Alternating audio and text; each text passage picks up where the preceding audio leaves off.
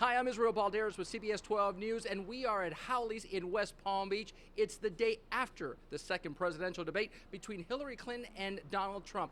With me tonight, also Dina Schwartz and Karyn Turk. They joined us last time. Tonight, a little bit more intimate conversation about reaction to what the candidates said and what's going to happen as we look to the final days of the election. Let me start, let me throw this out on the table. It is fair to say this presidential debate was like nothing we've ever seen. Is that fair? That's fair. Absolutely, 100%. And so, is it fair to say, gosh, how low can we go? I mean, we've come a long way from the Douglas-Lincoln debates. I think socially we've come a long way that way anyway, just in our society and what we're all tolerating and kind of what's out there in the media and reality TV. And this is what the world wants and the way that things are going. I don't think that you can necessarily view it in a negative light because it's sort of reality now that this is the way that it is. And I don't think it makes somebody a good or a bad candidate. I think we're accepting of it. So that's the way that things are now. Dina, the problem is that, someone like me, I honestly said, my daughter can't watch these things. I mean, there's an element of these presidential debates that people say, I want to watch, but not for a positive reason, not because I want to hear about the issues. It's almost like people want to watch the train wreck. We've gone low, and I think we're going to go lower. And I think it's very sad. I don't agree, Karyn. I think it's sad, and I don't accept it. And I don't think it's the right thing to do. And our children are growing up in this world, and we're making it sound like it's okay for them to grow up in this world, and it's not okay for people to. Donald Trump stands up there, and he's a bully. And we now, as parents and adults, we're fighting against bullies, and here we have a man who's running for the office for president, and he is a bully. I completely disagree because, I think she's just as much of a bully. And I think last night it was evident, too. She interrupts. She's got a strong personality. She's strong in that way. But I didn't think that was necessarily why I wouldn't have my kids not watch it. I don't think my kids would be watching it anyway, because if it wasn't the two of them standing up there, it would be two similar candidates. And I want somebody who's going to look out for certain issues, and those are not necessarily the PC issues that everybody wants to talk about that sound great. Those are the issues that really have substance that are going to make a difference in our country. And that has to do with my freedom. My parents were refugees when they came here. They came here at a very different time when things were very, very different. But the world has changed, and now we have to address the issues to get ourselves back of where we were, and that needs to happen, and we need a strong leader for that. I don't think he's the strong leader for that. I think we need a steady hand. The world is a very dangerous place now, and the hand must be steady, and he's not steady. He's a hostile man. The reason this election has become so hostile as it is, it's because of him. Just solo him. I totally disagree. I think it's both. I think it takes two to tango. And I think that, her campaign is just totally PR driven. And I think now all of a sudden all we hear her say is women and children, women and children. And I'm not saying that women and children aren't important. Obviously, I'm a woman and I have children. But it's definitely, to me, evident that this has been part of their whole campaign, and it's all marketing. And she's up there talking. She's just another political puppet. See, I think he's a marketing guru. There's no one better than Donald Trump. I you know what really made me, what I was really upset about last night? The whole thing with the tape came out, it leaked out. I don't think the Hillary campaign leaked out the tape. But and let me remind people, what are you talking about? Lewd comments made by Donald Trump. They were leaked out by NBC News. We're not going to obviously give details. We don't know who but did that's it, what you're talking but about. I don't think the Hillary campaign did it. I don't think any of that matters. I don't think my husband made a good point. He says maybe the Trump campaign leaked it because he has some smoking gun on her. But that wasn't the case, I don't believe. So, but for him to, an hour before the debate, to bring those three women together on Facebook, it made me really sad looking at those three women, how many years later, sitting there. It's just, it wasn't necessary to them. She berated them. It's not okay. What somebody does in their personal life, you can't be a judge of a woman who was, had infidelity, how she reacts to it. Whatever she did to those women, how she did, that's her business, not our business. Right, it's not our business. I agree. But since we're putting it out there and since her campaign wants to put it out there about Trump, then we should talk about it. I never thought it was right to talk about these issues anyway. I don't mean to interrupt, but I find it interesting that we've been already doing this for the last 5 minutes, and not one time have we talked about issues. We haven't talked about who's going to do what for the economy. We haven't talked about who's going to support trade or not trade. But yet, that's what people are talking about. People are talking about character. They're talking about the people and not the issues. And do you think we're at that point now that we've lost on the issues? No, we haven't, because they did bring up the issues last night. And Donald Trump never answers the questions on issues because he doesn't have the knowledge to answer the questions on issues. Let me just challenge you on that, because you're saying, okay, Donald Trump didn't answer. For example, Hillary Clinton was asked on questions of, look, you're one way behind the closed doors, right? We know by emails that you're saying one thing on trade, but you're telling your base something else on trade, right? That's substantive.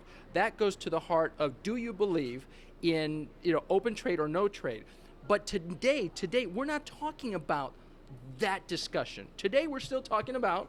Right, which goes back to my exact point at the beginning where I said this is what people are watching. This is what people are talking about. Whether we like it or not, this is something as a society that culturally we're allowing this to happen. We're allowing it to become a discussion about these things that maybe shouldn't be issues. So it's everybody's fault that we've got these two candidates? I think it's just that, I think it's a collective understanding that we have to make change in order to grow. And I think we've been in the establishment now with, I feel like she's just part of the establishment. I really do. And I feel like solo cannot make the change. And his party, he can't do it alone. When he runs his corporation, he's the king. Anything when it comes to immigration, and I'm going to go on some touchy subjects here, but I think you said talk about the issues. One of the things that bothers me is I just feel like there too, we've just gotten to be, so PC that my fear is that other countries aren't going to take us seriously. And we're going to end up with some serious terrorism, and then our kids are really going to be in danger. Then our children are at risk. And that's going to be a real pressing issue for all of us when our children are. If we want to use the word children like they do, When you say politically correct, what do you mean by that? What is it that you think we become so PC correct? A lot of things that people are afraid to say, and a lot of things that people won't say. And at least he gets to the points, and he's honest, even if he's abrasive and sometimes aggressive. Whereas it's the same political fluff that I've heard on and on again. She's going to cut taxes, she's going to do this. But what about her 30-year track record? And in that question, what really bothered me is when he started talking about the 30-year track record. It was actually a tax question. It was an issue about taxes. And she twisted it and changed the subject and went into, if you want to talk about my 30-year track record, then let's talk about children and everything I've done for women and children. But that's what politicians do, though. I understand, but she's a politician, and that goes back to why I don't feel it. All right. But my concern with Donald Trump is that if he's not going to be our president, I could almost guarantee that one. He will have no one to work with. No one will work with him because he already, everyone says he's so smart and he's going to put all the right people around him. He already has been through 3 different people helping him trying to run his campaign. And he doesn't listen to anyone. He doesn't take anybody, whatever anyone tries to do to help him, he does what he wants to do when he wants to do it. It's all about him. Would you admit that a lot of this is about money? That a lot of this, that it's economy driven, and that he, we don't want to get into his taxes, but just that is seriously not only an issue for us, the economy, but that also government in a lot of ways is a business.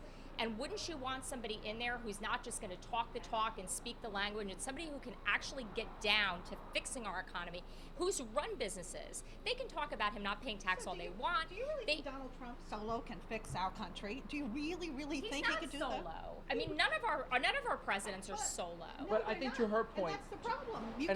You can't do. They don't have that much power. He's not going to be able to do what you think, and he's going to get frustrated. But he's not a man with a steady hand. I don't agree. But the issue, I think, to your point, and this goes to how Washington works, and it may be a frustrating thing.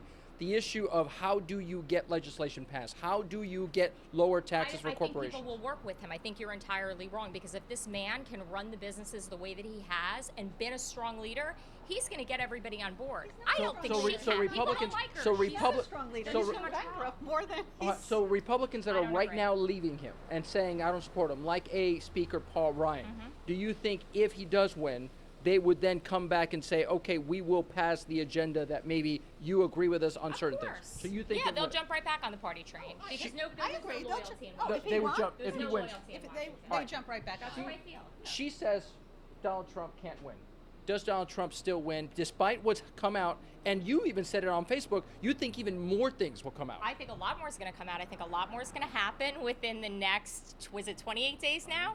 28 days. I think a lot's going to happen, and I think we'll see how things play out. I think, it depends on a lot of factors.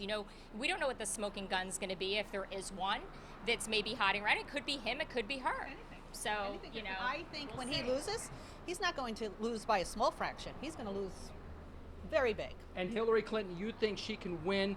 And what about an October surprise, meaning something that would come out about her? Do you think it could sway still voters to say, you know what, she's just as bad, why not put in the guy who comes from the private sector? Something major has to come out, and it's not going to be her emails, it's not going to be Benghazi, because the emails have been researched and researched. Nothing's come out on this. I really don't anything could happen. I don't think that's going to happen. I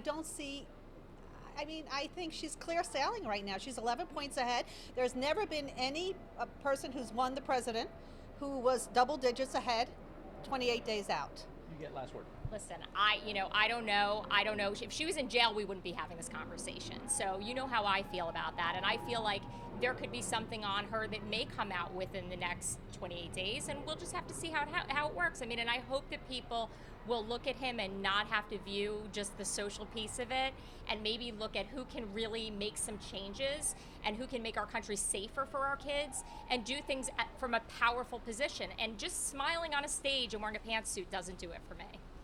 One more debate to go, and I have to be honest with both of you. Do you think he'll show? I'm more afraid of what's happening the next time. That's my concern. All right, November 4th, Election Day. As Karyn said, 28 days left. You know what? We're going to enjoy our dessert. From Howley's in West Palm Beach, I'm Israel Valderas, out on the campaign trail.